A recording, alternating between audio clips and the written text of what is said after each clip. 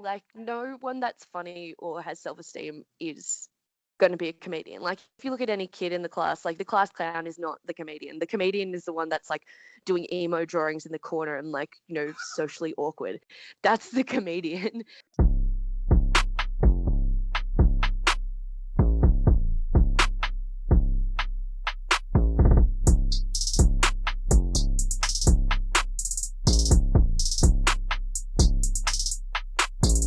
Welcome to the Funny in Failure podcast, a podcast that celebrates failure and shines the light on the emotional side of comedy, with yours truly, Michael Kahan. In today's podcast, I had the pleasure of chatting with Nina Oyama, who is a stand-up comedian, writer and actress. She's performed all around Australia and has written for radio, stage and TV, including writing for Tonightly with Tom Ballard. You can also catch her on Utopia on ABC, where she plays the role of Courtney.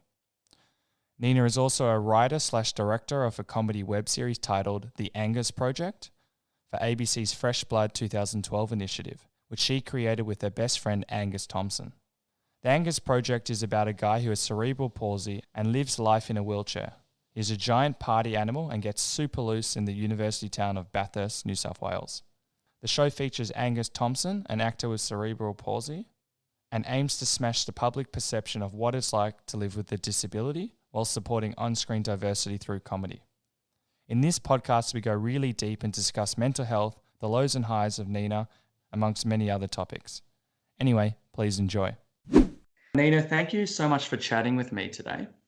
Oh, thanks for having me on. Now, I always like to start with a really challenging question. I hope you're ready for it. Yep. If you were on Tinder, what would your bio say about you? Oh, that is a challenging question. I hate Tinder.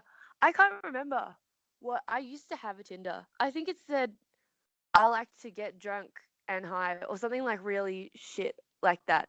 And that would actually no. I was giving my friend Tinder advice the other day, and I did this tweet that said like Lube Mobile will come to you, call 133032, and then in brackets Oscar Wilde, and I think that's probably what I would put. Because anyone that knows the Lube Mobile song is somebody that I would like to date. And anyone that knows that Oscar Wilde didn't say that is also someone that I would like to date. Oh, very nice. And did that help your friend? No, he didn't take my advice. So that's not fun. He's lost. No one swiped him, so who cares? Oh, not even one. There's always bots and stuff. He lives in regional Australia, so apparently when he comes to Sydney, he gets heaps of swipes. But when he is just in his hometown, he's like, well, I already know everyone, so. Yeah, fair enough. Now, you're a stand-up comic, you're a writer, you're an actress. If I would have told you maybe 5 years ago that you'd be all these things, how do you think you would have responded? Oh, I don't know. 5 years ago, what was I doing? When was 5 years ago? 5 years ago was 2013. Yep. So at that point, I was actually writing for television a little bit and in my like second or third year of stand-up comedy. So cool. I would believe you for two things. And I think for acting, I would have been like, shut the hell up, man. Because I like never really acted until about 2 or 3 years ago. Okay. Yeah. And I've been doing stuff since high school. So I'm like, I should be better than I am, I think. But I've been in the game for a little while. And what got you into stand-up to begin with? Was it something you were trying at school? Yeah, when I was in high school, like I had really bad depression, and like an eating disorder, and my mind was just like not in the right place. But I loved comedy so much, and I think it's like I wasn't getting along with my parents, and I didn't feel like I had a voice at school. Like I was failing all my subjects, and so I was like, screw it, like I'll just do stand-up comedy.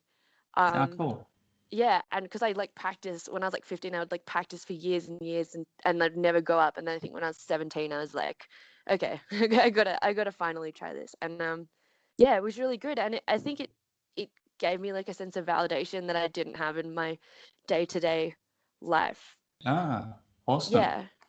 Yeah, it was like a desire for attention, basically. It was a cry for help.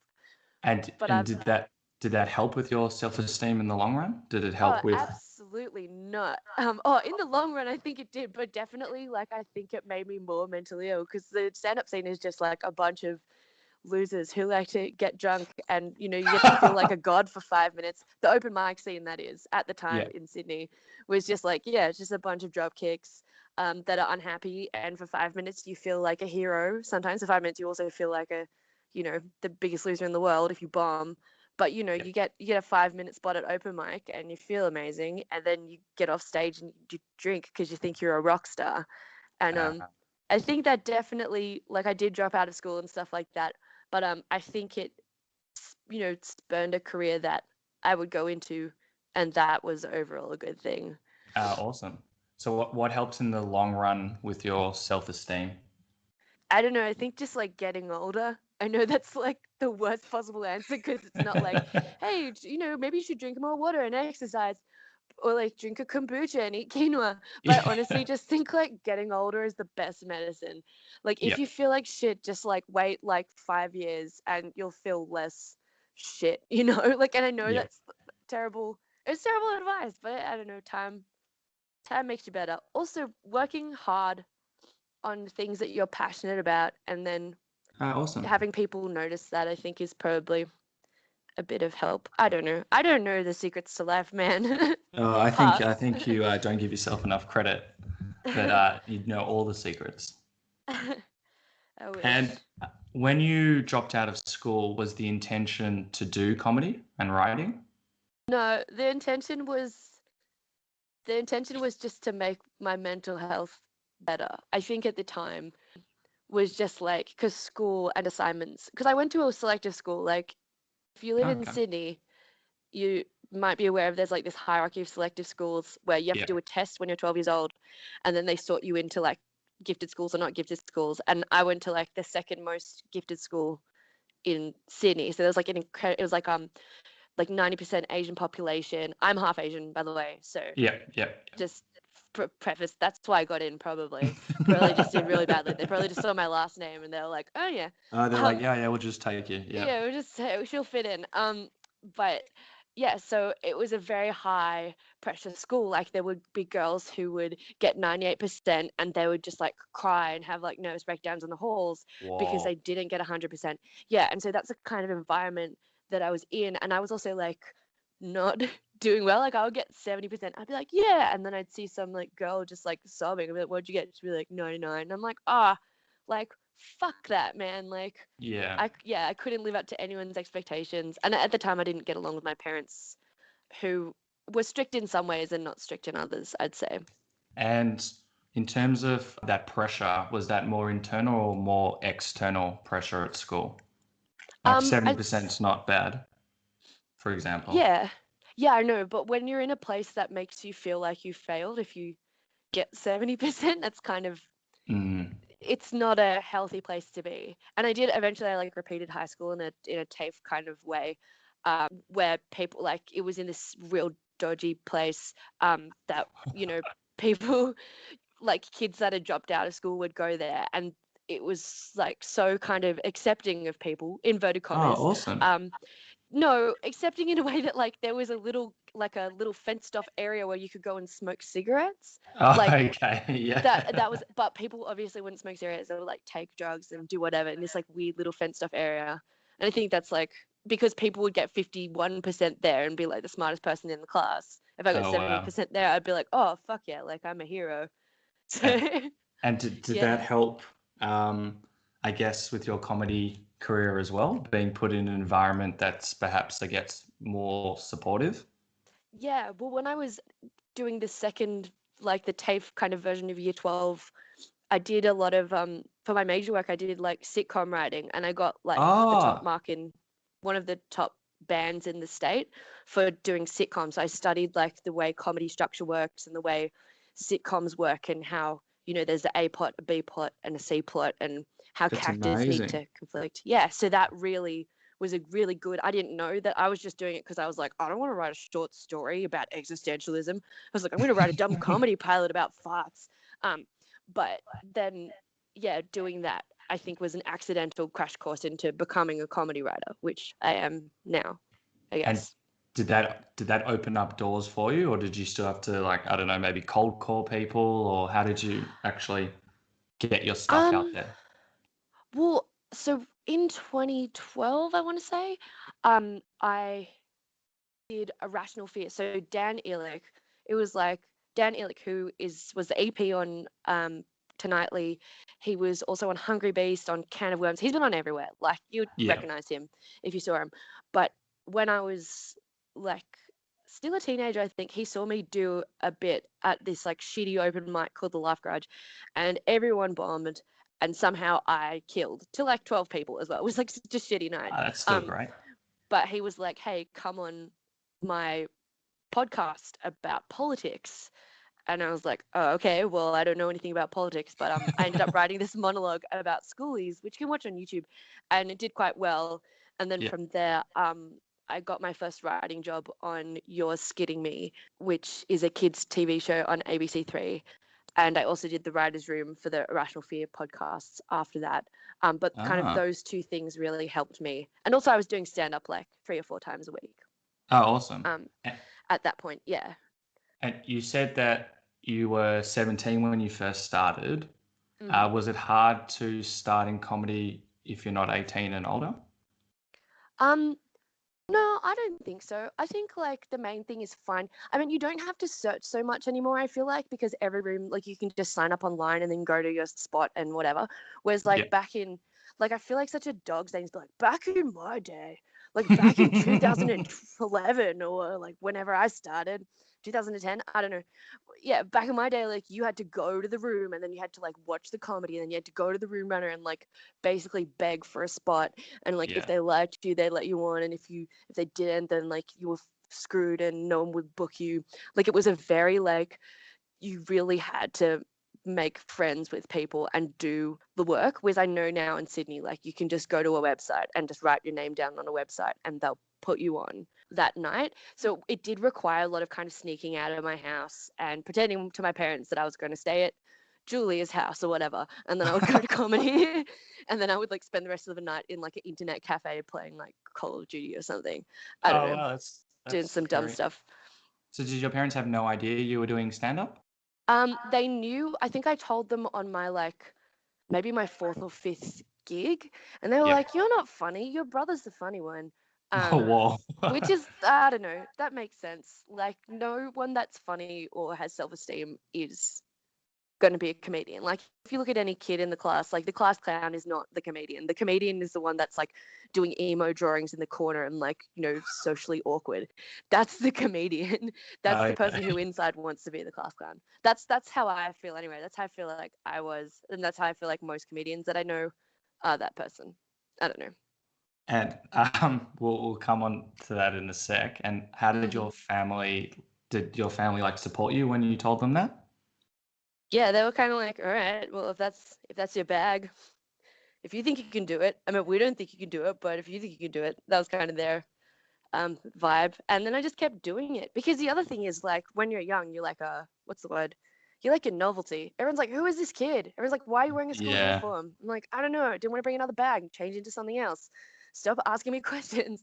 But yeah, so it's kind of like by virtue of being a novelty, I kind of just kept going to rooms because I was like, well, people pay attention. They think that I have something funny to say. So like, it's cool to be, yeah, I guess like a novelty. Cool. Or appreciated. So how did that make you feel, especially earlier on in your journey when perhaps you're struggling with a few things going on in your life? Oh, I think it made me feel like I was really cool, which I definitely was not. But I think it does make you're like, I'm cool. I'm a young person in this industry that's full of like 30-year-old fat IT guys, you know, like, because that's what everybody, not, sorry, that's so mean to say, but like everyone's like some depressed 30-year-old white guy that's like, oh, my wife, no, no, no. Like, and it was nice to be like a point of difference and tell stories to the crowd that like they weren't used to hearing about being in school and like being a kid and doing jokes about that stuff as opposed to, you know, I'm old and I hate my job, you know, which is like what the stock standard ones. Yeah, which at the time was like most comedians would do that stuff. And you alluded that there was a bit of a toxic culture in the open mic scene. Now that you've become quite well known, is the culture still like that as you progress? I don't really think so. I think that was something that was very specific to my time. I can't really, like, I do think that there is a kind of drinking culture in comedy, Yeah, I've heard that there's that. probably not in any other occupations except for like hospitality. But I meant like it is a late night occupation, so that's kind of what it lends itself to. And I don't think anybody, because I think once you reach like a certain level in your career, people kind of become more relaxed and more accepting of Ah, you if cool. you've it's not Yeah. like a weird, when you're at the bottom of anything, it's kind of like a shit fight to see who's the best of the bottom. But once you like, rise a little bit more after you've done comedy for like 4 or 5 years and have a few writing credits, it's like, oh, okay, like everyone's kind of more chill. Ah, okay. Yeah, because a few of the guests I've had before on the podcast, they were saying it can be a very toxic culture. Drinking's really prevalent, and it's extremely competitive, especially at the lower ends, and like Yeah. kind of the struggles that they've had, especially with competitiveness. Did you have any like people like try and bring you down or not try and help No, you? no, I don't think so. I think when I was like 18, 19, I was probably like a really toxic person myself. So Ah, okay. I do remember somebody told, like, because I used to get blackout drunk all the time, and I don't drink that much now as a rule. Like, I just try not to. I don't enjoy it. But yeah, I think Yeah. when I was younger, I definitely like participated in toxic culture and was like trying to tear down other comics, especially female comics, which is like a weird thing that only in hindsight I'm like, oh, that was like I was operating in quite a misogynist industry, and that meant that I hated women, including myself. Like I hated myself and Ah, other women, but it was this very like there's like only going to be one woman on every lineup, and like, or if there's two women, you better make sure you're not the shit woman because then everyone will hate you for being the shit woman. And like, I okay. don't know, it's this weird Is that pressure. more of, is that more of an internal or external pressure? I'd say at the time it was both, but I think Ah, now that we live in an age where people recognize and call out misogyny, yeah, and good. people try and recognize and examine like those forces within themselves, I think that it's probably less prevalent now than it was in the late 2000s. But yeah, I do think like somebody told me I got drunk and like tried to punch someone, another girl. Like, I wasn't like a good person. I remember being Okay. banned from 6 rooms at one time because I Oh, would just get really? like blackout drunk. Yeah, and I would just do horrible things. And anyway, that was a different time. And I'm glad it is a different time. Yeah, But great. yeah, like that's kind of anyway. When I made amends with everybody, and since then, Well, and have I, talked to them about stuff. And it's yeah. And I didn't punch anyone. I'm pretty sure. But no, no, yeah.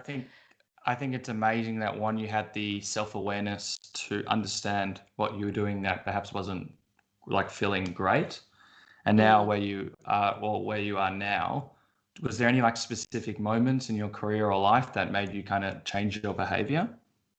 Yeah, I think I kind of had a nervous breakdown at some point, and that's when I decided to move to Bathurst because I had a place at the university there, and I deferred for a year, and then I was like, screw it, I'm just gonna leave the town because I'm clearly like mentally not able to deal with Yeah. this is a horrible story. I honestly maybe I should just talk about the happy stuff. Thank you for No, this because therapy session. it's my belief that it's through I guess you could say negative stuff. That's where we really grow, and then we turn it into the positive stuff, which is what you've been doing. So it's really interesting to hear Oh, about this thank you. stuff before and the Yeah, journey. there's just so much goddamn negative stuff. But yeah, basically in university, I think that's, it's like moving to the countryside, like just kind of being able to turn over a fresh leaf by being in a new university and like finding new ways to grow in this small Ah, country awesome. town. And I think that's kind of what changed me as a person for the better because I became less kind of spiteful and I took a real break from comedy. Like I ran comedy rooms in Bathurst, but I never went down to Sydney to gig. Oh no, I did go down Okay. to Sydney to gig a few times and then I got Comedy Zone. Then I went down to Melbourne to gig and then I came back up to Bathurst because I was like, oh my God, it's so overwhelming. It Yeah, sounds but like, like, sorry, yeah. oh yeah, but I think kind of changing locations and changing social scenes kind of gave me the right, like put my mind back into its place where it should have been or where it belongs. Yeah, no, I've been learning a little bit about like having safe places and the people you surround yourself can either bring you down or bring you up, even though it's your responsibility, I Mm. guess, what you do with that. But I think that's awesome that you identified stuff needed to be, I guess, changed. And I'm sure you're thrilled for doing it. Yeah, I feel better at least. I think I do. I don't know. Maybe I'm maybe I'm drunk right now. Who knows? Nah, I'm just kidding. Um, yeah, I don't know. I think I feel better. It's very interesting because I'm not advocating for everyone to have a nervous breakdown, but it's actually really interesting when you look behind why people have it. I know with me, I don't think I would say that I had it, but we were talking off air, if you can call it that. That when I Mm-hmm. was working my accounting job, how I really struggled with the concept that this would kind of be my life, and I didn't get any fulfillment from it. It just brought me no joy, and I'm a pretty happy person. But when I Mm. was just doing that, it was soul sucking, and I actually got to a point where I could not get out of bed and go to work. Like I'd be like calling up sick, and it was through that really tough experience that it kind of made me reevaluate my life and what I needed Mm. to change. And I've never looked back since. That's great. That's really good. It sounds like you were depressed.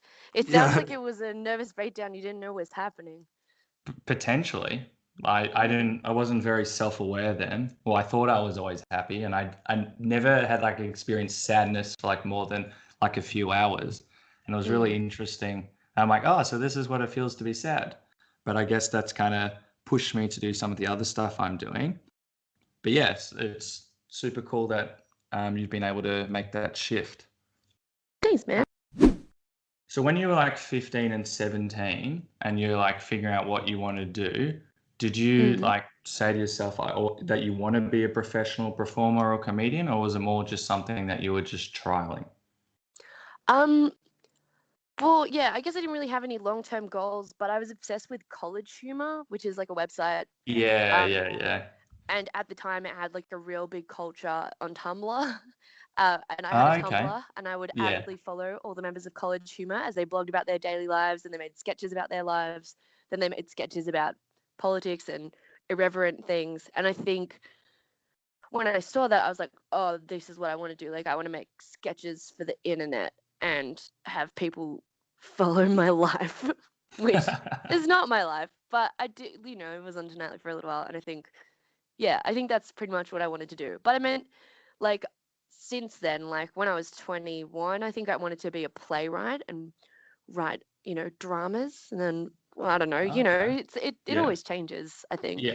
Um, and then somehow I've set myself on this path, and I'm like, oh yeah, I'm pretty happy with this. This is Oh, awesome. what I like to do. So, now I'm happy, and I think I want to do comedy writing forever. Oh, But that's who knows, fantastic. man? Maybe I'll wake up tomorrow and I'll be like, I want to be a vet. I don't know. Yeah. Or an accountant.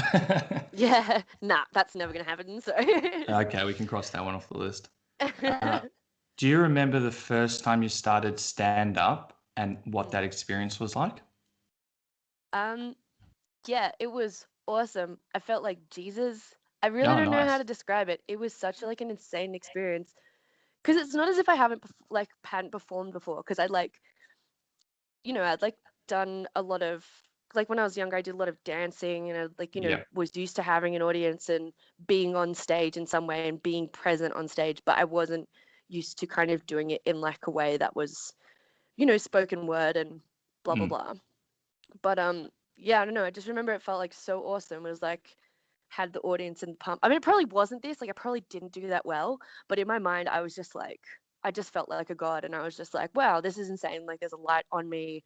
Like the audience are laughing at the exact places that I want them to. Ah, nice. Um, and I'm riffing. That's the other thing. I thought I was so cool because I riffed on my first time, and they laughed Okay. at my riff. I Oh, don't know. nice. No, it probably was bad. I honestly don't remember. Yeah, Um, it's all oh about the no, feeling, actually, which is cool. yeah.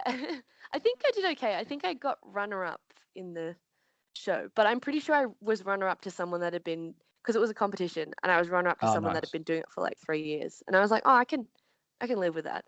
Well, that's pretty Um, cool that you tried your first time for a competition. well, I think it was one of the first. It was only one of the only open mics that was advertised on the internet. Was this competition? Uh, It's yeah. called Comedy on the Rocks at the Roxbury Hotel. Oh, It's very no nice. longer, yeah, it got knocked down recently, but it Oh, was a good okay, not so space. nice. Yeah. Sorry, what was that? Yeah, it got knocked down recently, but it was a good space. Yeah. And do you think that all the other performing stuff would have helped you with your stand-up? Yeah, I think so. I think like the the main thing I think it helped with was stage presence because I like through this is so through the power of dance I learned to connect with the audience. But I think so like because I was when I was a kid like I basically just all I did was danced and did gymnastics practice. Like that's all I did. I didn't have any social life. I didn't like have that many friends. I would just Yeah. like my mum was like a stage mum in Oh, hindsight. She was like a okay. reluctant stage mum and she Yeah. would like ferry me from like dance to gymnastic practice and then like when I was older I like learned to catch the bus when I was still like quite young or Oh, halfway across the town to go to this like elite dance school. And I think that because when you are performing constantly and you do have to connect with the crowd, like you have to make eye contact with people and smile and make sure that they are watching you. And I think like I've never really admitted that, but I think that kind of does help with stand up because it's the same thing as you have to make sure what you're saying is connecting. And though yeah. one's, through the movement of your body and one's through, the words that you're saying through your mouth, like I do Mhm. think that the audience connection is like imperative in both Oh, for okay, it I to be would have. good. Yeah, especially with stand-up because that's how you know if you're being funny, the way you connect with people. Yeah. Would you say that stand-up has come naturally to you? Um, Ooh, that's a tough one. I don't know, to be honest. I don't know. Yeah. I think it's just come from being like mentally ill and attention starved. And I do think that I'm naturally inclined to be depressed. So, yeah, I guess so. Yeah. Okay. And I was saying this before. What does it mean to be a funny person, and why is humor important to you? Um, hmm. I think humor is important because it helps break tension. And I think in that way it is a defense mechanism. Like, there's that Nanette kind of thing about like, humor is like kind of abuse in a way because you withhold tempt someone with a punchline, then you withhold that punchline and then you Yeah. release the tension to make them laugh. But I think like that is probably true. Like it is used to like deflect and it's used to talk about serious topics and like break that tension. And I think that's probably why it's more important because kind of you can teach people things and like make people think about things that are really uncomfortable, but they don't feel uncomfortable because you have that sweet punchline at the end that makes them go, oh yeah, this is funny. Um, Okay. Yeah, so it's I think another. is that another question that I've answered? I'm not very good at questions, No, no, no, um, you're doing great. but I think that's why comedy is important. What does it mean to be a funny person? Yeah, do you Um, define yourself as a funny person? Like if you were to, I don't know, describe to someone who you are, would that be one of the mm, first things that you say? oh, I don't think so. I think that I can be funny, but I don't. And I think that like after you doing stand up for 7 years and doing comedy writing for like, intensely for the last year and a half, like comedy does come naturally to me. But um, if I'm just hanging out with people, I don't think I'm probably not that funny. Um, yeah, Yeah, I because think. it's Is very that interesting. weird? I No, no, think no. when you No, it's not at all. One of my previous guests, he was saying he's a pretty big comedian in Sydney as well. Ooh, Um, can I say name and champ? Neil Beep it out for the Collector. podcast. Oh Neil yeah, I know Neil Collector. Gallagher. Me and Neil Yeah, came and up he. together. Sorry. Me and Neil came up together actually. Oh, cool. Are you guys Yeah. friends? Yeah, we're mates. Oh, great. And he was very interesting, and he was saying that he does not view himself as a funny person. He views himself as a funny person when he's on stage or he's doing his videos, but he definitely wouldn't like identify as a funny person outside of that. And I found that really interesting because I would have thought a comedian's always funny. But then Michael Chamberlain, who you also know, he said there's nothing worse than being that comedian that's always on. You don't want to Oh try and yeah. always be funny. You just go crazy. Yeah, because that's like I think if you're always on, that is there's like no respite, it's really annoying. But yeah, I would definitely agree with both of those points. Also, being funny is like, I don't know. I mean, if you do it all the time, it's like desperate. I guess you're like, Yeah, no, it's like, exactly. oh, Yeah. I'm funny. I'm aggressively hilarious. Laugh I'm at telling everything I'm you, I'm saying. funny. It's Yeah. it's not even like the subtext is like somebody love me. That's what it is. It's like I'm uncomfortable with who I am. Please laugh at me because I got nothing else. That's kind of people that are like too funny all the time. I'm always like, but people that are naturally funny, I think there is also a difference where like people who have a natural um impetus for comedy, like, or not impetus, that's not the right word. They have like their personality is funny. Like I know so many people at uni that I'm like, oh, they've gone off to become paramedics and policemen, but their sense of humor is amazing and they're able to crack a joke like quicker than I could. And I'm like, Yeah, oh, those people are the real funny people. But they're not people that are trying to be funny. They're people that are inherently funny. yeah, And I think exactly. that's different to comedians because I think comedians are, you know, they manufacture funny Yeah, for money. it's very interesting to like hear about the different levels of funny, and then also to hear about why some people try and be funny. And yeah, it's opened my mind up a little bit. Given that you do a whole bunch of different things, which environment do you prefer working in, like stand up or writing or acting? Is there one that you prefer at the moment? Not really. I think they're all good in different ways. I know that's like such a cop out answer, but I think No, no, no, no. It's yeah. Go on. Sorry, I'll tell you why I think it's cool. um okay, I think acting is just like it's really fun because you are released from like the pressure of right, like you don't like, I think there's a lot of pressure that comes with writing, but I also think like the more pressure there is, the more reward there is. So in stand up, for Ah, example, if you write something, because in stand up you write and you perform, so the pressure's on yep. your writing and your performance, and then if it goes well, you're like king of the world, you're like Jesus, whatever. And Yep. if it goes badly, you're like the worst little worm that should dig a ditch and like go lay in it until it's dead. And that's kind of Oh, like wow. what stand up is like. Whereas, writing is like, it's also a lot of pressure, and it's also like if people, when you get it right, it's like it feels really good. But because writing is a thing that's produced, like, because if you write for something, you're writing for a TV show, or you're writing for a sketch, or you're writing for a script, which means that it's going to go through levels of production, including a production manager, including actors, including a director, and that contributes to an effort. In saying that, it's still a lot of pressure. Like, you still want to do the best you can because you want to give, the people down the line as much as you can to work with. But I think there's not as much, like, nobody, um I don't know, like, people quote movies all the time, like people Mhm. quote Shrek all the time. Like, no one knows the guy that wrote Shrek. There's less like cachet in it. Yeah, um the stigma and the yeah, like it's you're kind of not going to like walk it down people, on the street and they're like, "Oh, you're the writer for so and so." yeah, like no one's like, oh, that person that said, like, everyone knows Gabby Millgate as like the person that says you're terrible, Muriel, but like who the fuck wrote Muriel's Wedding? Like no one knows.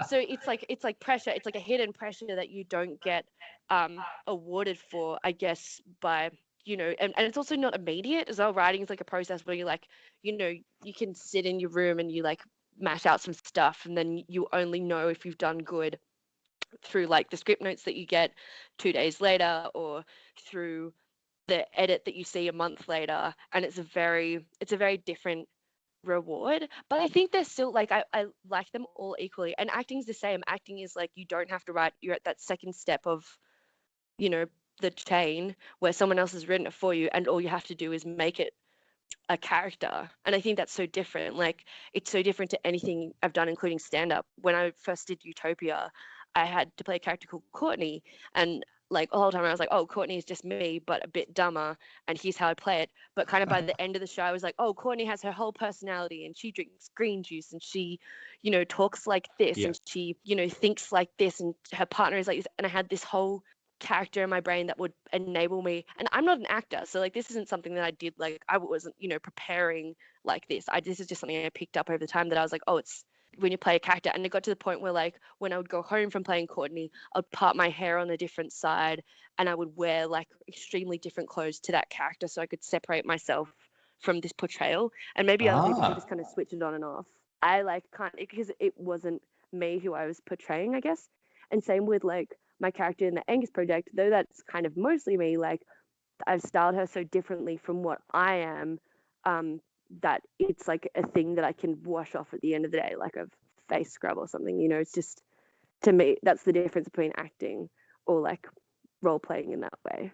Yeah, I guess 'cause that's big acting, like TV acting, but I think that to me, like, it's very interesting because either from the very minimal comedy improv classes I've done, when they tell us to play a certain character, sometimes it's kind of like hard to shake. You're thinking, who is this character? What do they like? What are their needs? What are their wants? And sometimes it's hard to actually switch off and go back to the person that we are.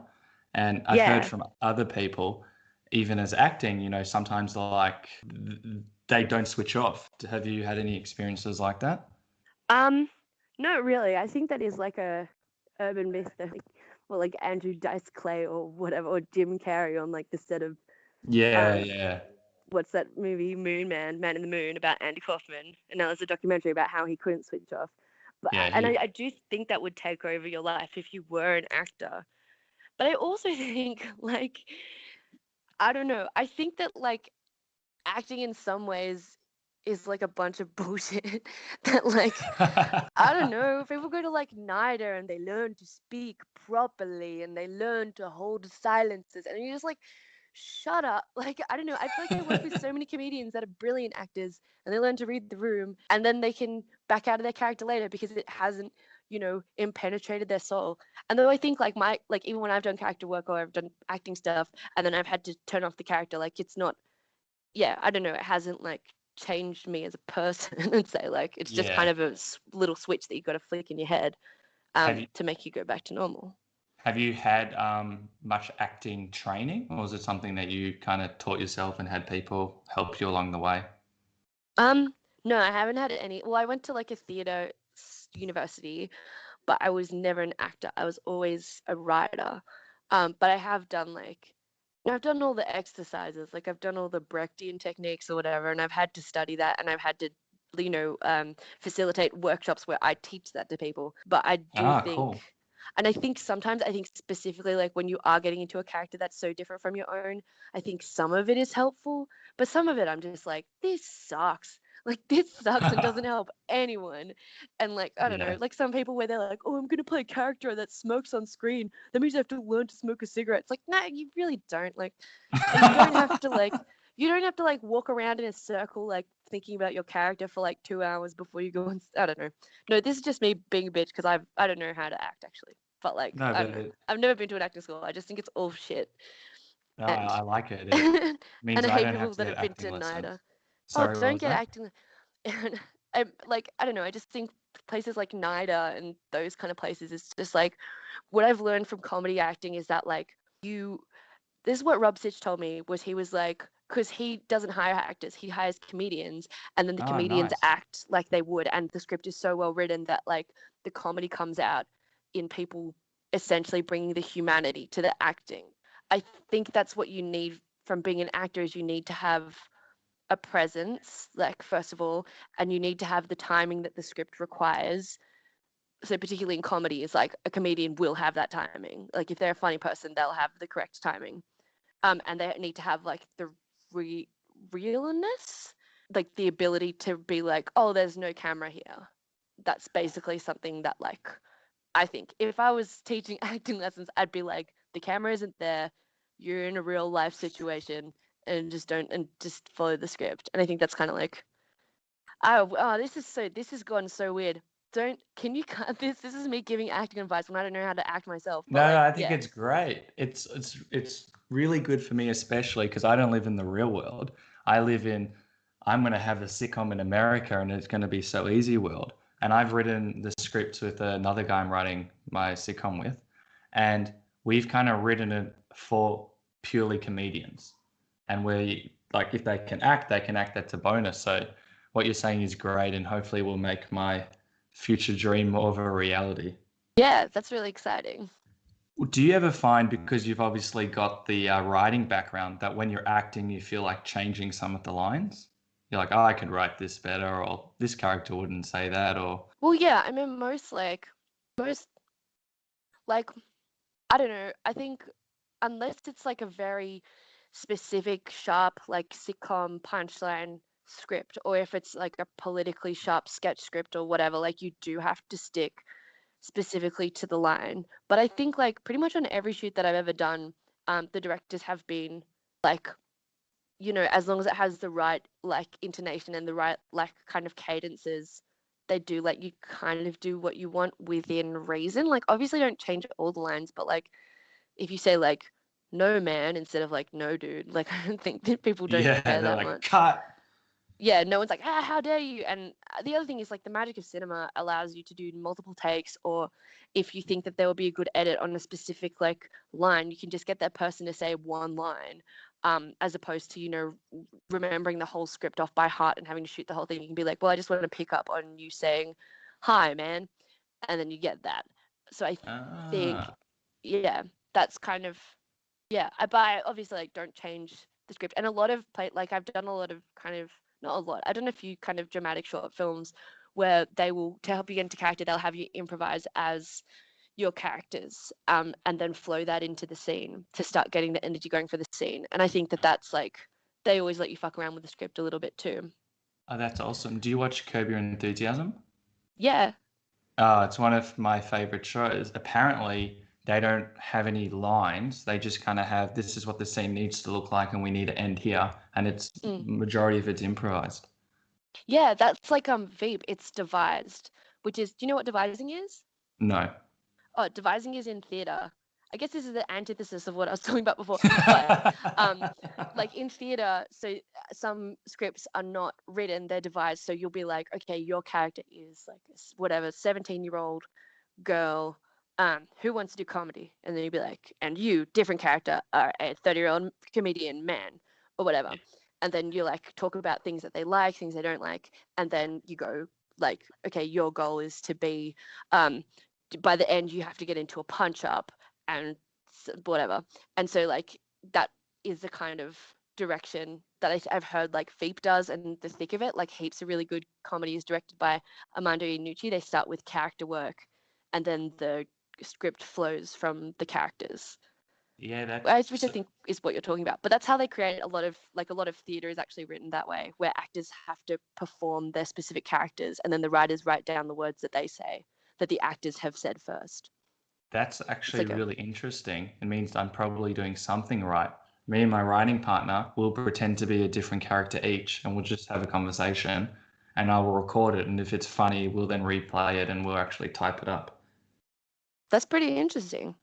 Yeah, it's not, most of the time it's not that funny, but sometimes you hit what we think would be gold, but Yeah, I think the clear thing is you have to give like characters personality traits and motivations. Like that's kind of when you're writing characters.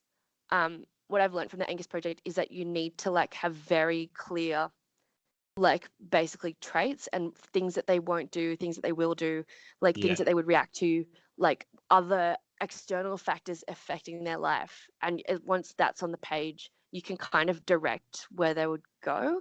Like it's kind and it kind of works in a way that like, yeah, once a character like has a goal, then that goal can accidentally catch the eye of another character, which can like tick off another thing. And then you just like a whole bunch of wheels set in motion from different character traits clashing.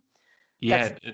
Well, that our philosophy is like define the character so well that it writes itself, and then yeah, know all the other characters, and then through that you'll know what their needs, their wants, and all that stuff, and what they'll clash about. And yeah, it's super interesting. I had no idea about this world until about 2 years ago, so it's really interesting to hear everyone's takes on it. yeah. What would you say has been your favorite gig, or you had the most fun Oh, performing? It doesn't need to necessarily be like your biggest one, but just where you had the most fun. um, I just did Just for Laughs, and I think that's probably my Oh, favorite gig that awesome. I've ever done because it's like to a million people. It's not to a million people. It just feels like it's just like a lot of people, Oh, it's to and a there's lot of people. cameras and That's there's super awesome. comedians. Yeah, and it feels good to do well on that stage. I think because there was also a lot of pressure. I was like, if I bomb, I'm screwed. Not that I thought that I would bomb, like I knew I would do well, but I was just like, man, imagine sucking after like Maddo kind or something. Like imagine like having like being on the bill with like Reggie Watts and Greg Proops and like high level international comics and then just eating shit. Like that was my biggest fear. But no, it went really well and I'm really relieved. And it That's was the best awesome. gig that I've ever had. Yeah, Oh, definitely. awesome. And when will that be out? I'm not sure. I think it comes out on Foxtel next year sometime. Oh, Who cool. knows? And do you think that the comedian, when you first started at 17, would have that kind of perspective of getting up on stage with all of these comedy gurus and knowing that they know their stuff and they're actually going to do quite well? Yeah, I don't know. I think like because to start comedy, you have to be deluded. Like you have to be like you might not outwardly think that you're funny, but inside there's a tiny little part of you that goes, I could be Will fucking Anderson or I could be Yeah. fucking Jerry Seinfeld. Like, and I know that's so fucked. And I know that you have it because you've done stand up once and you are adamant you're going to become a Hollywood screenwriter, which is amazing. Keep those dreams alive. But Yeah. there is a delusion there Yeah, no, because you I know. do not come from a comedy background, and there's a delusion in me too that I think my show is going to get picked up. And there's a delusion in me that thinks that one day I'll move to America. And I think anyone that wants to be anyone shares that. But I think that I think that if you told me when I was 17 that I would be playing Just for Laughs in 7 years' time, I'd be like, yeah, I know. I think part of me would be like, yeah, obviously. This what?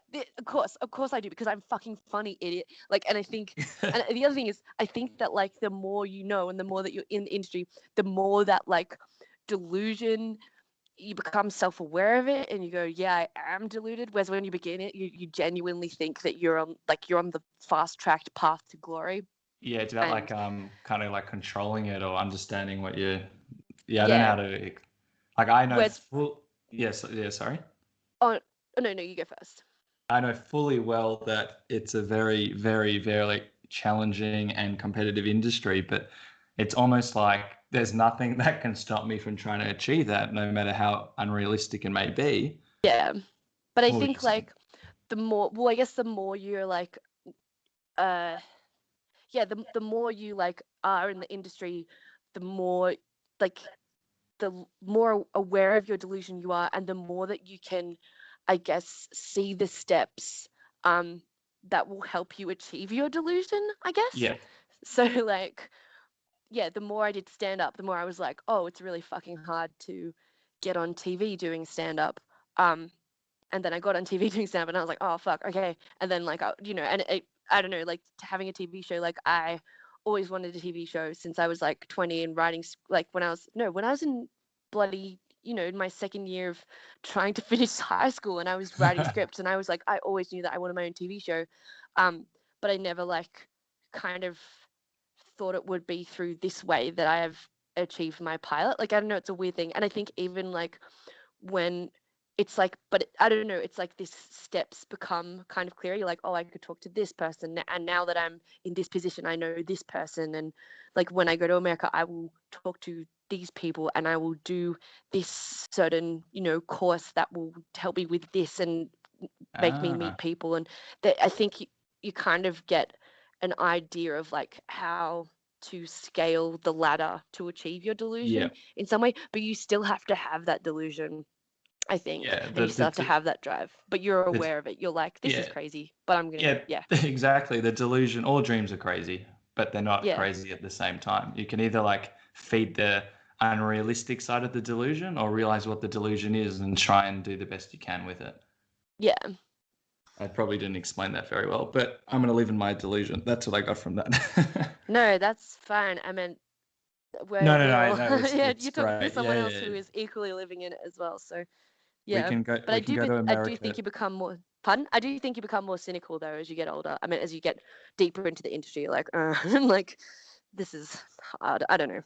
We'll Anyways, we'll, we'll have to go to America together and do it the quickest, easiest, and best way possible. yeah. Fingers crossed. Yeah. Anyways, next question. And would you say that's also the highlight of your career? Yeah, of my stand-up comedy career, I'd say that's the highlight of my career, and I'd say making the Angus Project is also the highlight of my career. I mean, every day I'm I do not I don't have a nervous breakdown, but I do have those thoughts. I'm always like, I'm not good enough. I'm not doing enough work. I should be writing, 10 minutes of stand up every day, and I should be pitching new web series, and I should call like a writing partner and be like, hey, let's make a sketch right now. Like I have these thoughts every day where I'm like, you're not doing enough.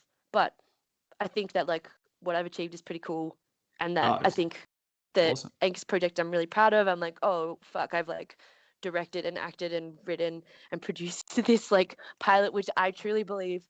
I don't think it's like it's not like you don't laugh every like 5 seconds. It's not like The Simpsons, but it is like I think it's at a Broad City level. That's where I took, because you don't laugh every 5 seconds in Broad City, but it's at that level of like storytelling. And not only does it do that, it like opens up this conversation about disability representation on screen, which is like so important in my mind. I'm just like, Yeah, because the more that I research it, the more I'm like, holy shit, there are no real disabled actors out there that get to play disabled characters. Like all the disabled characters are played by able-bodied actors, even like able-bodied actors that claim to be like woke, and like for example, I think like Janelle Monáe or whatever, like she is an amazing intersectional, like feministy kind of, queer black artist, and she would never try and play an Asian person in a TV show, but she's about to play a woman that's missing both legs in a movie.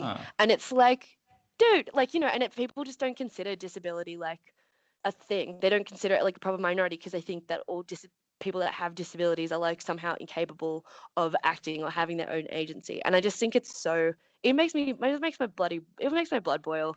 And yeah, and I think I'm really proud of this pilot because it's also really awesome. really funny, and it's got heaps of cool people in it, and it does the right thing regarding disability representation. So I'd say that's probably like the highlight of my career as well. Also working on Tonightly, that's been, and also Utopia. Oh, Tonightly was like amazing. Tonightly was an incredible slog, but I think that's also been the highlight of my career, and also working on Utopia. I'd say that's kind of like the four things that I'm like every day I'm kind of wake up and I'm like, oh my God. And then I have a nervous breakdown because I think I'm not doing enough. But they're the kind of things that I'm like, okay, I'm okay, And where do you think that like pressure comes from? I know we've spoken about it before, that where you feel you're not doing enough. Like even at this level, when you're producing, you're directing, you're acting, you're writing, you're doing really well. I don't know. I guess it comes from being like I know that I'm like not super depressed anymore, but I still do have like a like pretty potent sliver of mental illness that like I could, I still have like high anxiety disorders. There were some times on Tonightly where I would go to the bathroom and I would cry for like 5 minutes, and then I'd like, powder up my face, and then I would get back out there as if I hadn't done that. And like just from stress, I would do that. And I think like that voice still does speak to me, but I also think that that hunger is really important because it means that I will continue to go and make stuff, and I won't sit on my laurels, and I won't go, oh, I've made this TV show. Oh, I've, done Just for Laughs. I guess I can just chill out now. It's like, no, I know I have to write another festival show. I know I have to do all this stuff.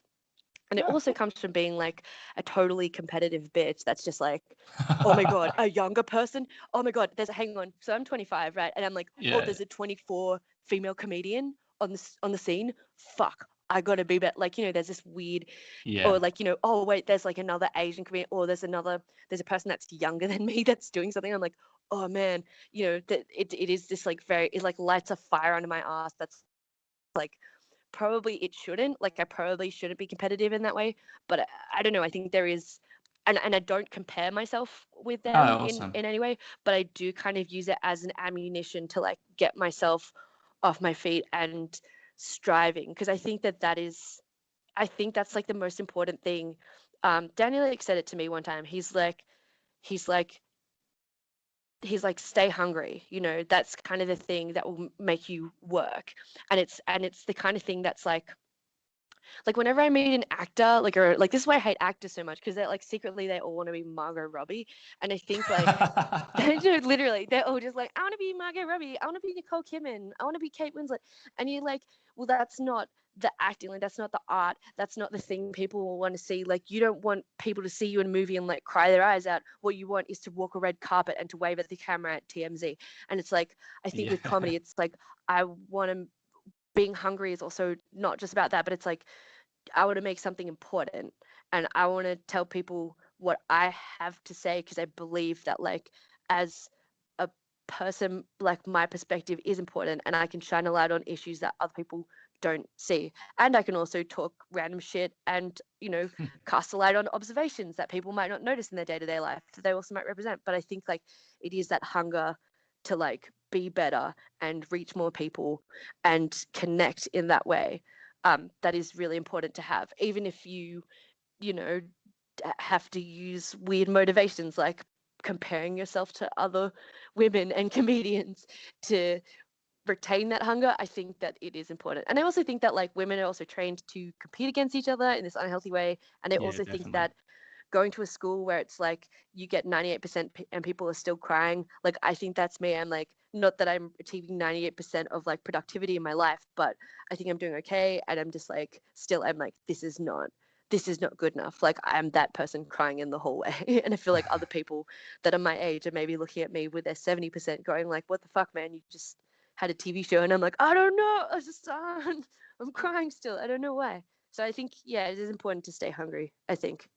Yeah, well, it's very interesting, and what you're kind of saying is that you're being yourself, and you don't want to be that Nicole Kidman. You might use other people to compare yourself to bring out the best in you, but Yeah. at the Well, end I of the guess, day, like, I yes, don't want to, like, be a famous person that just wants to, like, I want to make societal difference in whatever little way that I can, I guess. no, That that's sounds that. really wanky. No, that's awesome. I Fuck. think that's great. Do you have any like rituals or philosophies or anything that help you before like a show? No, I always wear a loose fitting shirt. Um, and I choose to present as masculine as possible. Like, I hate wearing a skirt on stage. Um, And why and, is like, that? I don't know. I feel like people don't. I feel like people get distracted if I wear a skirt because I'm, like, not quite thin enough to make it look businesslike. Like, it's still a bit sexy, and I'm like, I don't want to be like. I'm allowed to own my sexuality on stage insofar that I talk about it, but I don't like people to look at me and go like, oh, like, that's a hot person. I don't think that I'm hot, but I don't want people to be like, Yeah, they want put to. You like, want people to. look at my skirt and be like, oh, that slut in a skirt, or like, I don't want to. I like to present as masculine as possible. I don't think I have any rituals. I don't tend to eat before I go on stage, um, and I tend to drink a lot of water. So Um, that's a healthy. That can be the yeah, slogan for the podcast. Drink a lot of water before you get up on stage. yeah. I mean, I think it's necessary because sometimes you get dehydrated on stage and it makes you feel a bit shit. But yeah, I don't know. That's kind of like my things that I do. And what are like some of the, well, what type of emotions run through your mind like just before you're about to get up? Um, Good question. I don't know. I think generally it's like a let's do this kind of Oh, we're nice. doing this, like, kind of vibe. Um yeah, and I think that, like, that's an okay vibe, because it used to be like, oh my god, oh my god, oh my god, oh my god. That kind of used to be my vibe. But now it's kind of like, no, let's do this. And, like, this crowd's gonna laugh, hopefully. I don't know. That's the most positive response I think I've had on this podcast series. How do you think that you went from, oh my God, oh my God, oh my God, to the emotions that run through your mind now? What was the change?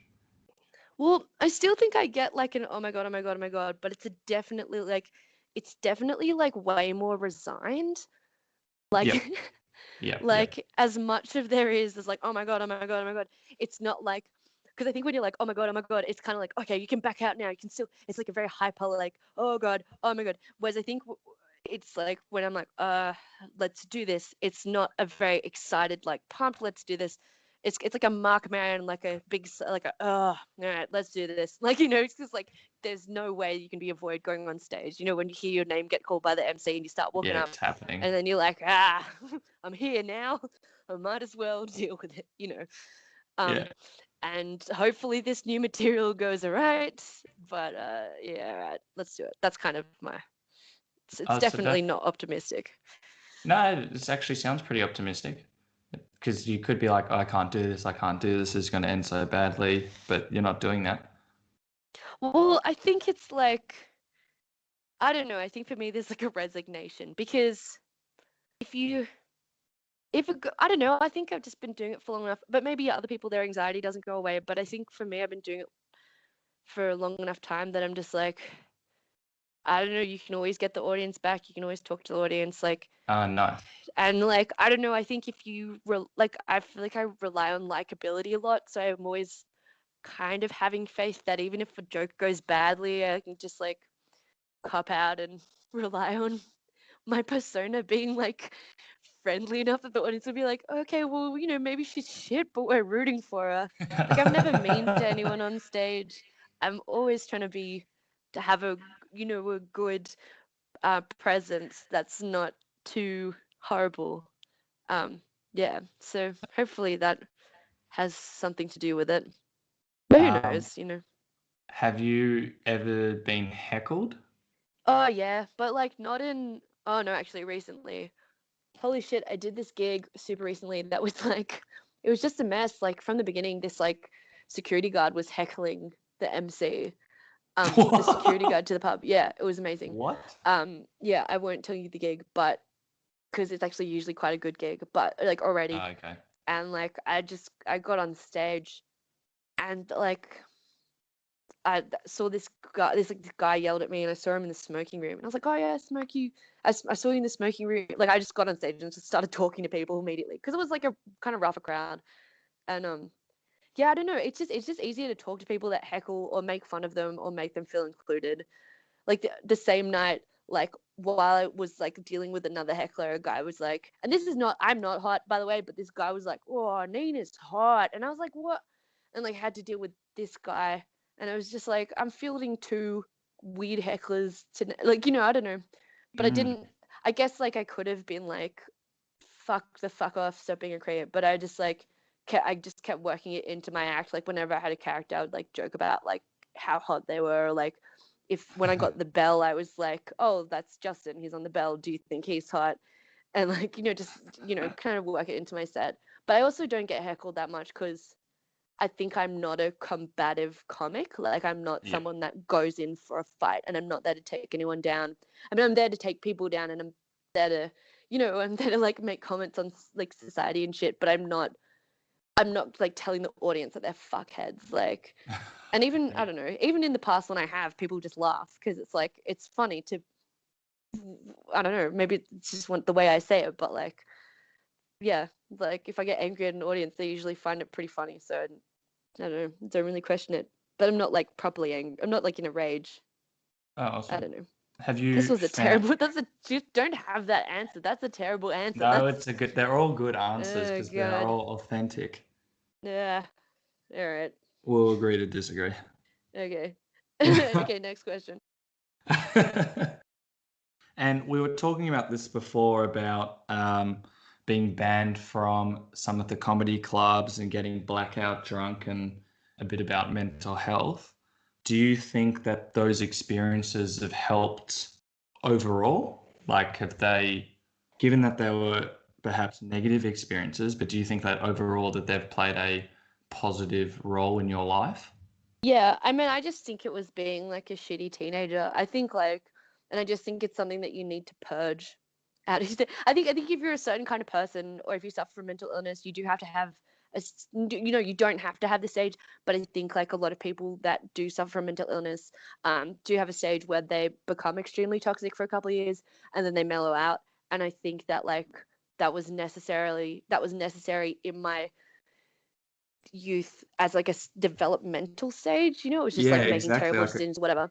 But Like a growth period.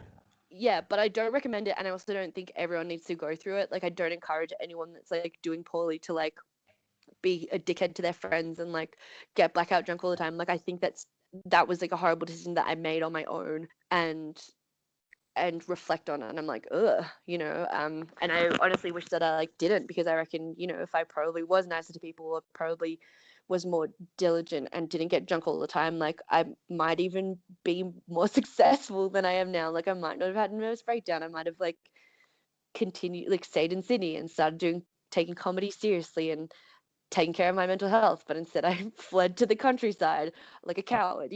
So I can't say, I can say that like having a nervous breakdown and getting all that stuff out of my system helped me. But Yeah. if I could go back in time, I'd probably just like give my young self a smack in the face and be like, get it together, because you're throwing away heaps of valuable time. Like, I don't know. What Michael was saying, and I can't remember the exact quote, Michael Chamberlain, he was saying that comedy is a marathon. It's not like a sprint. So I'm of the belief that through some of these really challenging periods, like through the shit times, that's where we can really appreciate the good times. And by experiencing that, then it makes the success a lot more enjoyable. Yep. Yeah. I whatever, like, you have to apply a lot of pressure and bullshit to a coal before it can become a diamond.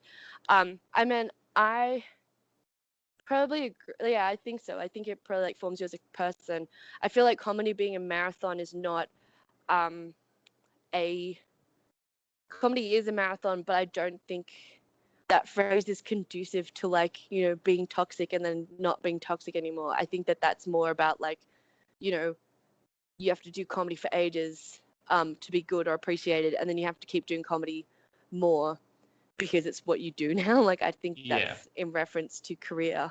But yeah, I mean, like, I do think it helped me to be in those phases, but I also, like, I know that I have not like disassociated from those times, but like I don't, like, there are entire periods of my life that I don't remember from, 19 through 22, because I was just like, oh, I was not a good person, or and I've just like pushed into the back of my mind, and I have entire memories that I've got that I don't know, that people bring up to me in passing sometimes, and I'm like, I've never done that, or I don't remember that, and they're like, how could you not remember it? It's this like big thing that happened, and I was just like, no, I can't, because I've just completely wiped my brain of that toxic period. So like, I'd say it's both good and bad, but I don't think, I think like knowing that person, that I have been that person, stops me from being that person now. Yeah, no, But I don't know you, if that makes sense. That's kind of dark. Hey, I'm like, oh, maybe I killed someone. I don't even remember. Could who have would know? wiped it from my memory. But yeah. Have you always been quite self-aware? No. Nah. That's like, I feel like that's something that comes with age. Again, I think like, I don't know. Even now I think that I'm not that self-aware. I'm just more self-aware than before. But I think we live in a time where like you need to examine yourself. Like, and if you don't examine yourself, then you're a friggin' idiot. Like, Yeah, definitely. like, I do think we live in a time of like wokeness and identity politics. And while I don't agree, like, I think a lot of like wokeness, inverted commas, is like performative and virtue signaling. I think that it does, that some people that subscribe to it, or like the very existence of it, forces people to be a bit more introspective and to look into like how like society has affected them in ways that they may not have realized, or ways that ways that have been internalized to them. So yeah, I think that definitely like the rise of that kind of stuff has made a difference. Like with social media, all we see is all the positives, and people, from my experience, aren't that self-aware, and they often internalize things, and they're not on top of their emotions. So then when they're seeing all this positive propaganda, if you want to call it that, and they're like, why isn't my life like that? And sometimes that can cause you to disassociate with yourself and not really try and look at what's going on within like your core being, if that makes sense. Yeah, I feel that. So with like performing on stage, whether it's stand up or acting or even writing to a degree, that's very vulnerable work. Like I know when I handed my first scene to one of my writing teachers, I was like so nervous. I couldn't sleep before I knew I had to hand it in. Have you always felt comfortable being vulnerable, like on stage or in the creativity space? Oh no, not at all. I think that is the the aspect of like comedy as a marathon, that it's like you I was never comfortable. I wasn't even like comfortable handing in scripts on Nightly. It's only like about 6 weeks in, when it was like every single day you write something and it goes to a table read, that now I'm like, I'll write something up and I'm just like, yeah, I believe in this, and I'll just pass it off and it's fine. But I mean, it literally took about like a year of working on like the most intense TV show of my life to get to that level of comfort. And I know plenty of, and even for stand-up, like half the stand-up I write is fucking bullshit, and and it doesn't have any jokes in, and I'll try it out on stage, and then I'll be like, why am I doing this? It's so stupid. But I think, yeah, stand-up is definitely more terrifying when it comes to handing over the material, because the material you're doing is to a crowd of people who have paid money to see you, whereas I think like a lot of other scripts, like if you're doing a class, that's just for marks. So if you're doing, TV writing, you still got like a bunch of people that will give notes to you. Yeah, but I think it's more scary. Stand-up is definitely more scary for me, but writing is also scary because you never know if you're gonna deliver what people want. Yeah. Is there anything you're scared of doing? Because if you can do that and show a part of yourself to people, and I guess people also on stage, is there anything that like scares you? Spiders. That's a common one. Yeah. Is there anything that scares me? Yeah, like heaps of stuff. I don't know. Hang on. Sorry. If I'm, well, okay. The thing is, like, when you do stand up, or even writing to an extent, it's like you are not taking it seriously. I don't know how to describe it. Like, there is a thick layer of like irony. There's like, what am I saying? There's like a thick layer of like, when you're doing stand up, you're making jokes. Like, you're making jokes about stuff, and that, but whereas if I was to write like a personal essay, like I would hate that. Like if I was to write like a drama script that I thought could win awards, like I would hate to hand that in. But if I'm writing something that's like got jokes, that's silly, that's dumb, like even the Angus Project, I'm terrified that people won't like it, but I've had enough good feedback from people that I respect that even if people don't like it, I'm kind of like, I don't care, it's not for you. Nice. It's for the, which is, I think, is also a terrible attitude. It's kind of like blaming the audience. No, but not I don't know. really. Like, because I don't want someone to review like young Sheldon with 5 stars and then to review me with 5 stars, right? Because like that would be shit. Like, because I hate young Sheldon and I think it does a terrible job of comedy. Having watched it a bunch of times. Oh my God, I've hate watched it so much. It is so dumb. One episode is literally like young Sheldon decides he's like, going to go into quarantine, and he gets lured out because a real Texan man would not be in quarantine, like would not be afraid of germs. And I was like, are you serious? That's the arc? Anyway. Yeah, whatever. No, I know. It's so horrible. And yeah. It's like it's written for, let's say, less intelligent audience potentially, but at the same time, it's written for Texan Americans. Yeah, you probably don't want someone that's giving that 5 stars to think your show is good potentially. Yeah, exactly. Like I'm kind of like, if you have the same taste that allows you to, this show that has like hardly ever has it always has like a B plot and a C plot, but they never get resolved. Like the storytelling is horrible, the editing is bad. I don't know, whatever. Like, but yeah, I guess like I don't want. Yeah, there's like people that I'm kind of like, well, I don't care if you like this or not, because if you like this other thing, then you're not the audience of my show. But then, I guess when you're making a comedy, you want it to be universally liked. But I think that there is definitely a market for my crowd, and it's awesome. And I think that it's reaching the right people, and I think that market is enjoying the show. So that's kind of my validation there. Yeah, because it's really interesting. Studies show that the 5 people that you spend the most time with play like such a crucial role in your life. And I'm sure you've got people like that in your comedy space. Would you do you have those people actually, those, let's say 5 or so people that like play such a huge role in your life? Man, 5 is a lot. Yeah. I'd say I have. Yeah, I don't probably have 5. Yeah, I mean like. Yeah, I definitely like have people that are comedians in my life that influence me, and they have pretty much all worked on the Angus Project. So.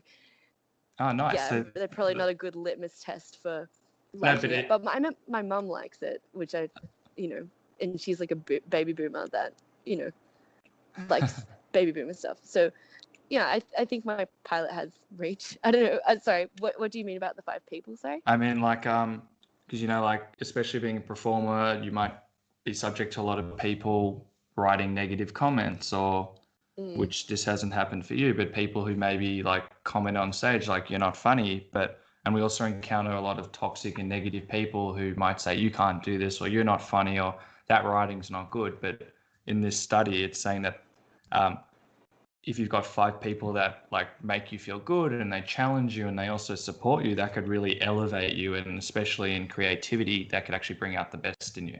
Like having people like that in your life. Yeah, absolutely. Yeah, no, I think that 5 people theory is not wrong. I feel like 5 is a lot of people, but yeah. I agree with that theory. And have you always had like a strong network? No. Or is it something you had to actively figure out?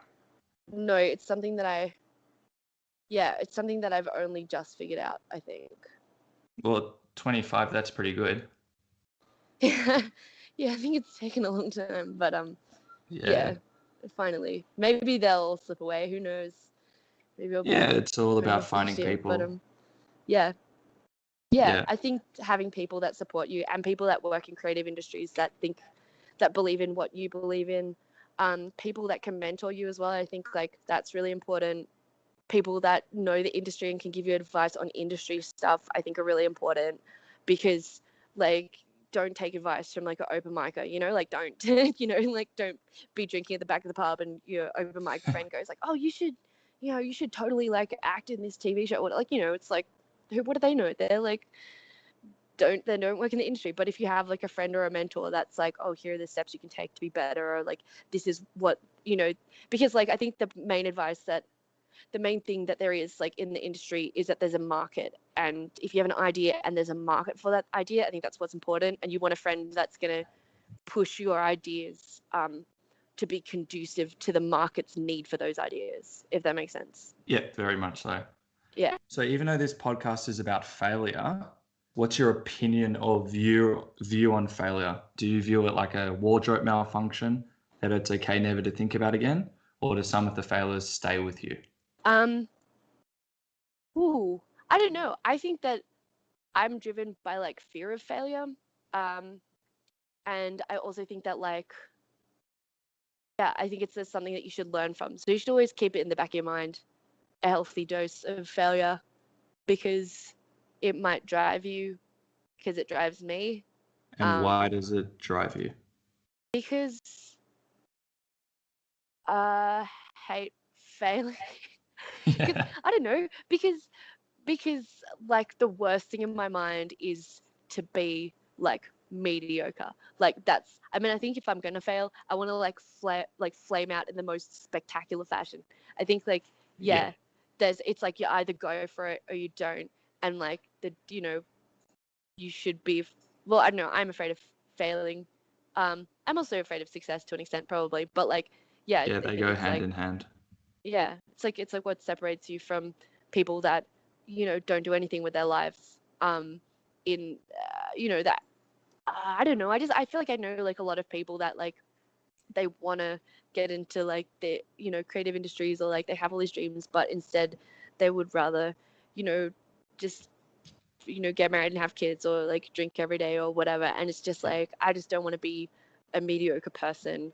Like I want to be a person that has an opinion and tries to make a change. And it sounds so naff and it sounds so genuine, and I hate myself for saying that, so maybe don't hold this. But like, I think that's like, to me, like failure, the definition of failure is like being mediocre, and that is the freaking worst. Because it's interesting, because a lot of one would say, not me, that comedians fail all the time. That joke didn't hit the mark, or that bit of writing that you handed in didn't get picked up. But someone might view that as a failure. I wouldn't. I would view that in the grand scheme of things as a success. So in terms of failure, do you view that as a failure, or what is failure? Oh yeah. No, I kind of just see it as like a learning curve. Because I think I don't know. Failure to me is such a big word. Like it's such it's massive. To me, it connotes like it's like suicide basically. It's like if you fail at something, you're flaming out in a big way. To me, like a failure would be like failing to recognize if you like failing to be self-aware. I don't know. I think to me, those little things, like if your joke goes wrong, like you can always just work around them. And I think if a script doesn't get picked up, like, you're always going to have other scripts. Like, I think if you have this mindset of like all or nothing, where you're like, oh, my one script never got picked up, therefore like my entire life is shit and I'm going to quit comedy. Like, then you're not made for comedy, man. Because like, yeah, basically like you're going to have so many like bumpy roads, and like same as what Chamber said, like comedy is a marathon. And you're going to have scripts that don't get picked up, and you can have people that don't like your ideas, and you're going to have ideas that you think are really good and that people think are shit, and ideas that you think are really good and that are actually shit. And you just have to deal with them, and like that makes you more resilient and it gets you a thicker skin. But I don't consider those things failures. I think things like failing is basically just like settling for mediocrity. Yeah, That's to me, and that's my thing that I'm afraid of. That's actually quite a wise perspective, because a lot of people that I know, they would either view failure as, I don't want to try something new, because if I try something new, then I'm going to fail at it. But the perspective you're giving is, you don't really fall. You can correct me if I'm wrong. You don't really fail as long as you give it a go. And I think that's really, really important. Yeah, and I think you're not failing as long as you're doing something that's important to you.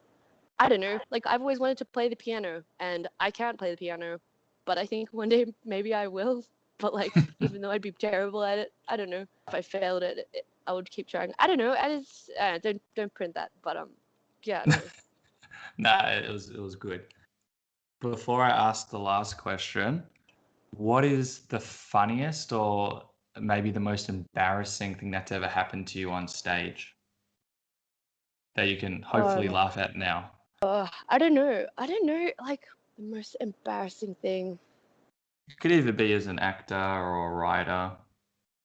Could be something really basic, like. God, I repress so much. Like, I literally think I'm the worst person to ask about this, because like I've had so many horrible things happen to me on stage, but I can, in my brain, I've just kind of gone like, I've just like pushed them down into like this dark place, which like will never open unless I go to like 30 years of therapy, and then one day it'll be like, oh my God, and I'll just start like crying in the street for no reason. Like, seriously, like that's what I think. Like, yeah, I don't know. Because I don't, yeah, there's things that I cringe at that I'm like, ugh, but like there's so much in my brain that I've done that I'm just like, yeah, no, I'm not gonna think about that. Like, just put that away. What's the funniest? I don't know. I can tell you about the weirdest gig that I've Yes, done. that'd be great. Hang on, I'm not sure if I was. I'm trying to remember if I was part of this gig. There used to be this room in Sydney called Fuck Club, which was like one of the Interesting name. it was spelled PHUKLUB, and it was run by Nick Sun and Ben Elwood, both like iconic Sydney comedians. Nick Sun is probably like one of the funniest comedians I've ever seen. Like, he can make anything funny. Last time I saw him, he did like a 20-minute set about euthanizing this guy in a Nepalese hospital while he was doing aid work in Nepal, and like this guy just started like vomiting up like purple goo as my friend was like smothering him with a pillow, as Nick Sun was smothering him with a pillow. Yeah, and he like was just like, oh, this is how people die, like they just start vomiting up purple goo, and like that's what they don't tell you about. Anyway, and it turned out the guy had drank beetroot juice before he died. Geez. So it was just like beetroot juice coming back up. But anyway, but basically like he just did like a 20-minute set just about that one experience, and it was like the most incredible thing I've ever seen. Anyway, yeah, like he can make anything funny, but he is also like, he's like the comics comic. But he had a room called Fuck Club, which was like basically comedians would go on, and there would be comedians at the back that were on the microphone, and there would be like the voice of God, and so people would like get heckled, but you'd get heckled by other comedians that had a microphone from like God, basically. Yeah. My favorite gig that I've ever seen there was like Dave Eastgate was hosting. Dave Eastgate is like amazing, and this chick called Madeline Stewart, who's funny, but whose like set was not going to plan at this current time. She's actually really, really funny, but just like this one particular night was not going well, and she was trying to do a comedy sketch, and just no one was understanding it. And then she was like, oh, it's because I don't have enough chairs. Like, she just thought that. So then she was like, oh, I need some more chairs. Yeah, it was like a sketch thing. I don't know. Sketch is hard to do live. Yeah, and so everyone was like, okay, more chairs. But the entire crowd, the Fuck Club crowd was like, if there was like a joke, like that it became like an in joke, like at the beginning of the night. So like one night, people just started shouting science at the stage. Like people just, and like whenever anyone would say a joke, people would just go science. Like it was so funny. But like the crowd just had a mind of its own, and the crowd would also like sing stuff, and like the crowd was like a beast in itself. So like the voice of God, the crowd, and like the comedian. Yeah, it was like a notoriously tough room. Like if you survived Fuck Club and people found you funny, then that was kind of like the mark of, it was like a badge, you know. Oh, nice. I hope they actually Anyway, gave you a tangible badge as well. no, they didn't. One time they made a guy drink so much that he passed out and had to get an ambulance home. Anyway, that's for a different time. That was such a funny night. Anyway, but yeah, this chick who had one arm, she was doing a set, wasn't working. She asked for more chairs, and the entire crowd was like sick of this comedy, so they got chairs and they just put them on the stage, like, and upturned couches, and like just took chairs even from in the foyer, and until the entire stage was just covered in chairs. Like you couldn't get on the stage because it was just like a mountain of chairs and couches and bar stools. And then the crowd sat on the ground, and the ground was like not a nice ground, by the way. It was like a sticky bar ground filled with like squished chips and like spilled drinks from you know from like way back when. And so we're all sitting on this ground, and this girl like just realized, she was like, oh, I can't do this, and she just like gets off the stage, and then the MC came on and just like kind of leaned on one of the chairs, and then the voice of God played the Les Miserables soundtrack, and David Eastgate did like the entire like Les Mis song. And from memory, Rebecca Di Unamuno, who's a brilliant improviser, came on stage and joined him. And this is the other thing about Fuck Club, is it got like really amazing comedians. It was so good. Like just so many good people did it. Like Tom Ballard did it, Tom Walker did it, Cam Knight, like Greg Fleet, I think, has done it. Like just really big comics. So then, you know, there were these two amazing comedians just singing Les Miserables on this stage full of chairs. And then Maddie got her like little like the part of her arm that doesn't have a hand, and she dipped it in Nutella, and she started like painting Dave Eastgate's face with this Nutella. And Dave Eastgate was like, what is going on? But he's like a pro, so he just like kept singing Les Mis. It was like it was the weirdest thing. And the whole audience is on the floor, and we're all cheering, and we're all covered in like floor grime. Anyway, that was definitely one of my favorite. Yeah, that was one of my favorite gigs. And I went to one gig. I think they were comedy. I don't know if they were pretending to be sisters, and I'm sure they're funny, but it was probably the worst gig I've ever seen. It was these two comedians that were just trying to like pretend to eat things, and they didn't get many laughs. So they went around and eating. This was like a bar and a comedy club, which is probably not good because everyone's eating, so you can't really laugh if there's food in your mouth. And they just went around eating everyone's like steaks and their parmas, and it was really weird. And then they took everyone's beers and would pour beer on people, and then pour beer on themselves. And that was the whole act. And everyone was so upset that their food had been destroyed. That was definitely the weirdest gig I've ever been to. Yeah, that sounds pretty wild. Who were they, can I ask? I honestly have forgotten. And this was probably about 6 years ago. Yeah, I would not recommend eating people's food. No, that's not something that I usually do. Yes, I'd hope so. And now for the official last question. What is the one question I should have asked you? I don't know, man. I feel like you've bled me dry of all like the facts about myself and my life. So I honestly, I don't know. I have nothing left to impart. If you would like to promote my TV show, The Angus Project, which is coming out on December 4th, at 9:30 on ABC Comedy in 2018. I realize this probably will go to air after then, but it will probably still be on iView, so definitely check it out then. And your gift can be to share the post on my Facebook page, The Angus Project, and tell all your friends to watch it. Awesome. That's and if the best. Yes. And if anyone, I'm sorry that that's my last question, I forgot to ask. And if people wanted to get into contact with you on your Facebook page or to see you do gigs, do you have don't go to my Facebook page. I never ever respond to my Facebook page, and my Facebook page for some reason is like a hotbed of like random Indian accounts that keep messaging me for some reason, which is like so fine, but like probably like I just never respond to my Facebook because they're all bots. So definitely get me on Twitter. Okay. It's at Nina Oyama. Has a picture of my character from Utopia, and the header is pictures of Tenali. So Cool. do that and follow me. I'll post a link of the Angus Project and as well as your Twitter on the page as well. Sounds great. Cool. Thanks Thank so you. much. Thank you very much. Thanks to Nina for being so honest. I really had a great time chatting with her. I really enjoyed this quote of hers. To start comedy, you have to be deluded. You might not outwardly think you're funny, but inside, there's a tiny part of you that goes, I could be Will fucking Anderson or be fucking Jerry Seinfeld.